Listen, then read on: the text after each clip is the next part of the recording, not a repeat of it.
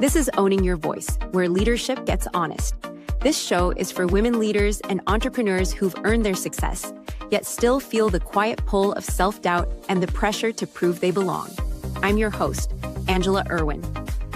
Through candid conversations and lived experience, we're redefining confidence, not as perfection or volume, but as self-trust. Because leadership doesn't begin when you feel ready. It begins when you choose to use your voice.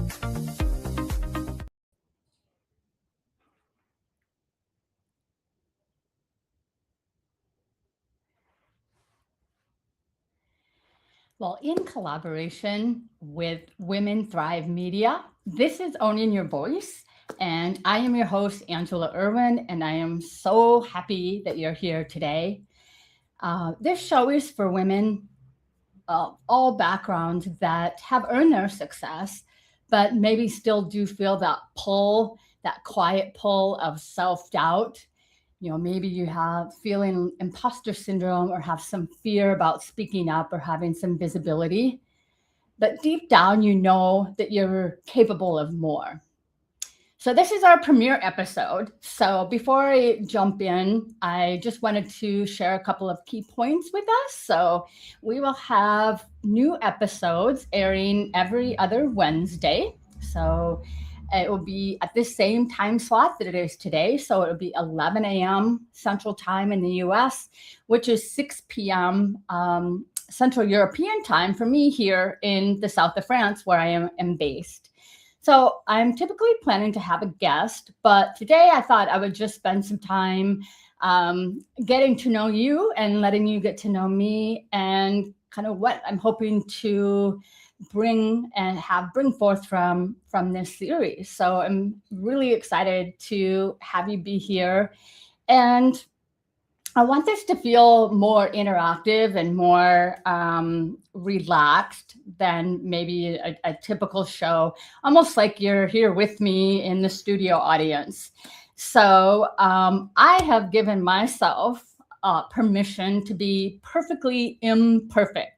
So this is going to be a space where we can step in and let go of the idea that perfectionism can even exist and just get real into the conversations that I hope will be really helpful for you all. So that being said, my memory isn't what it used to be. And so again, leaning into being imperfectly perfect, perfectly imperfect. I have some note cards that I'm going to refer to. The fabulous team, the production team made some great logos and graphics for the show. I'm really excited about. So I thought I'll lean into this. Like talk show hosts, they have their little talk show cards that they can refer to. So I'm going to just embrace that. And so let's get started. So I attend a lot of networking events, both in person and online. And I started to notice something around about a year ago, maybe a little more, 18 months ago, particularly at the in-person events. So, you probably have experienced something similar. You come in and at some point during the event, everyone has an opportunity, maybe 30 to 60 seconds to kind of go around and introduce themselves and say what they do and that sort of a thing. And so I would, do my little introduction and say, I help women leaders build lasting confidence. And when I did that, particularly at the in-person events, I started to notice that about half of the audience would sort of almost tune out, maybe kind of look down, look away. And at first I thought, well, maybe they're just thinking about what they're going to say and they're not really paying attention. But as I started to think about it more, I had a suspicion. And so when I started to add in an additional line, so I would say, I help women leaders build lasting confidence, and would see that same reaction. I added in the line that says, and all women are leading in some way. And it was such an interesting reaction because I would immediately see women kind of come back to life, kind of re-engage, almost like a sunflower. A sunflower like kind of looks for the sun. And so I knew immediately, it clicked, that this is not a situation where women are doubting, their experience or anything. They're not seeing themselves as leaders. And that is not an identity issue. That is a self-concept issue. And the way that women view themselves and view what's possible for them. So, like I said, so it's not even that confidence is at the root of this situation. It's that how we feel about ourselves. And so if you don't view yourself as a leader, you're probably going to act accordingly, or rather not act accordingly. You may not show up in rooms like a leader. You may not speak up. You might not apply for the promotion. You might not launch the product or the idea that you have, all because you don't view yourself in that manner or as capable as you most likely are. That's the thing. Women, we tend particularly to hold ourselves back, and we sort of downplay or defer our skills, and certainly begin to sort of self-edit before we give anyone else a chance to do that. And so I care really, really deeply about this topic of self-concept and how we view ourselves, not just professionally, but also very personally, because my self-concept was formed at a very early age, just like we know from neuroscience, that is when confidence is formed, or how we feel about ourselves is formed, usually in early childhood. And that was certainly the case for me. So around the age of 7, I began to lose my hearing, and that was caught, thankfully, by the annual hearing test that my elementary school had at the start of every year. Of course, as you can imagine, my parents were stunned, and that kicked off a series of events of them taking me all over. I grew up in a tiny farm town in South Dakota, and they were seeking answers as to why this was happening. They would take me for an annual hearing test, and each year my hearing would have gotten worse. The hearing loss would have increased. And so in their quest for answers, they took me to countless professionals across numerous states. And all the professionals said the same two things. We have never seen this before in a child, and we don't know why this is happening. So when that little girl heard those same 2 points over and over and over again, her self-concept, or how I began to view myself, or what I believed to be true about myself, was that you are so flawed, you are so broken, that this plethora of medical professionals doesn't even know what to do with you. So that is a self-concept that I carried with me into my 40s. So when a child feels like they're broken, they're going to learn to compensate. They're going to try to overachieve. They're going to try to prove their value. They're going to perform. And that's what I did for the majority of my life. And fast forward, I did end up graduated from high school and college, and even went on to get a master's degree. I have an MBA, despite those professionals telling my parents that none of those things were going to be possible for me. So that was all part of like just being in survival mode and wanting to prove people wrong. Thankfully, I did get a cochlear implant. That technology became available around the time I was just graduating from my undergrad, and just the nick of time, because I, could barely communicate, couldn't communicate on the phone anymore, anything like that. So I'm very grateful that that came along. So then fast forward, armed with the second chance, I built a corporate career. I ended up living and working on 3 continents, which is how I ended up in France and leading multicultural teams. But around the age of 40, I was laid off, as we say here in Europe, made redundant. And I knew I wanted to stay in France. So I had to recreate or figure out what I was going to do. And I found my way into coaching. And during the year-long coaching certification that I was going through, I really hit a significant low point in my life because I had to crack open what I was just explaining to you, having to deal with the beliefs that I had about myself, which are actually untrue, but when they're formed in such early developmental ages and stages, they're so deeply rooted. And so it takes a lot of work and a lot of effort to unravel that and actually get to the truth.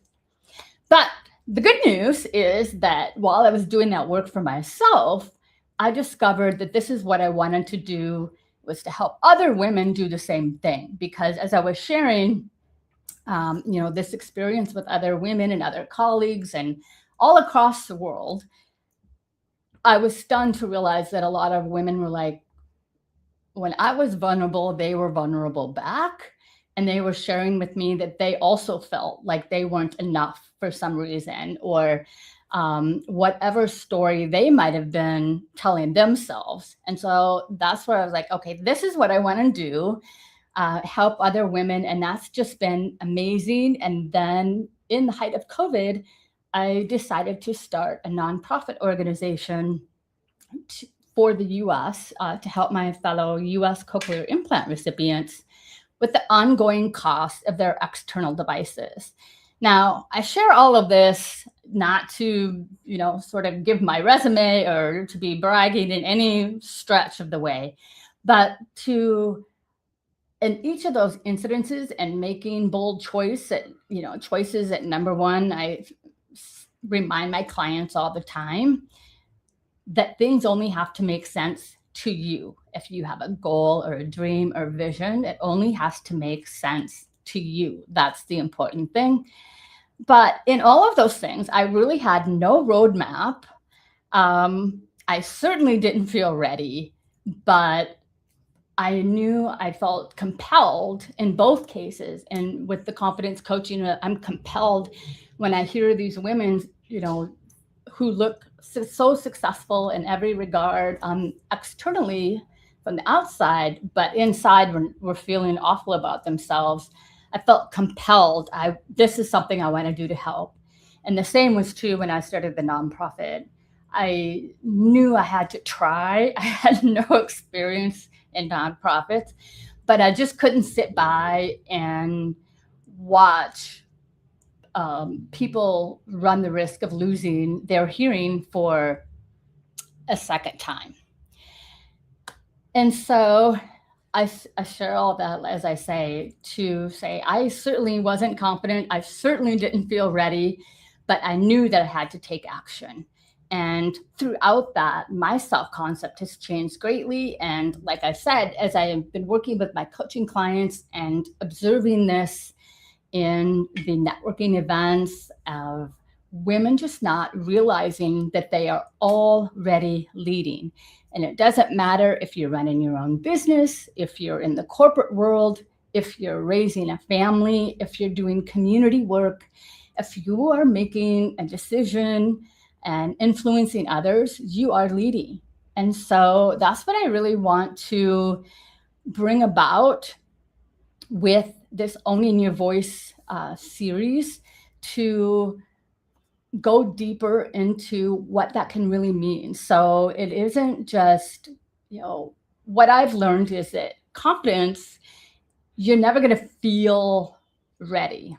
So confidence is built by taking action. So you don't just one day wake up and say, oh, I feel confident today. It doesn't work that way. I wish it did. I wish we had a little magic potion that we could drink in the morning. But it really comes from taking the action first, because that's when we go, oh, okay, that wasn't so bad. Or maybe that didn't go quite as the way that I wanted, but you still learn something, you still put yourself out there.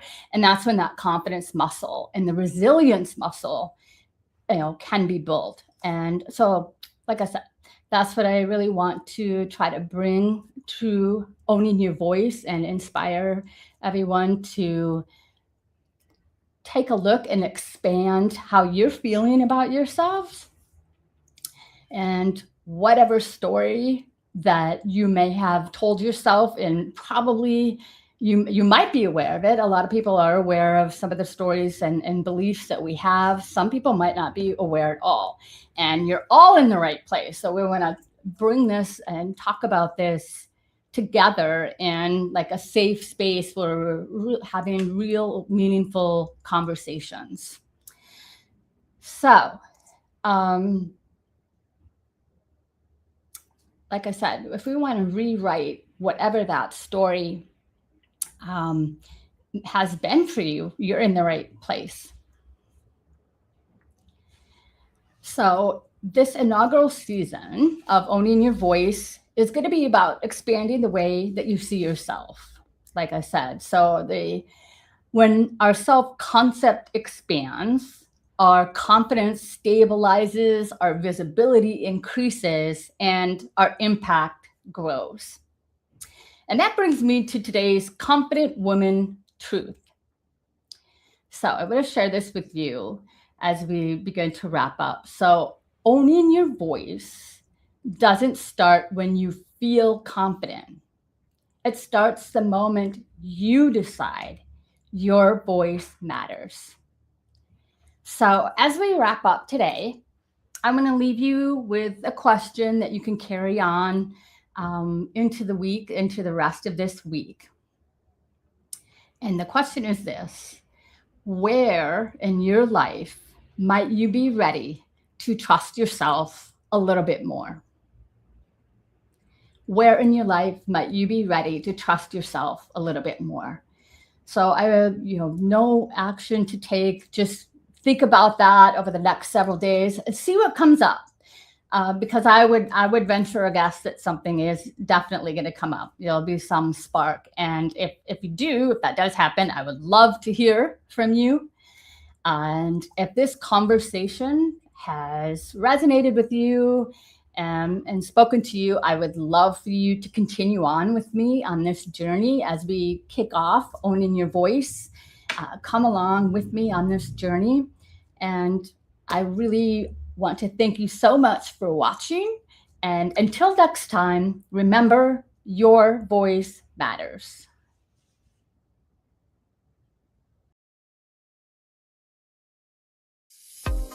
Leadership doesn't begin when someone else believes in you. It begins when you believe in yourself. Your voice matters, your story matters, and it's never too late to own your impact. I'm Angela Irwin. Thank you for watching Owning Your Voice. Until next time, trust your voice. It already knows the way.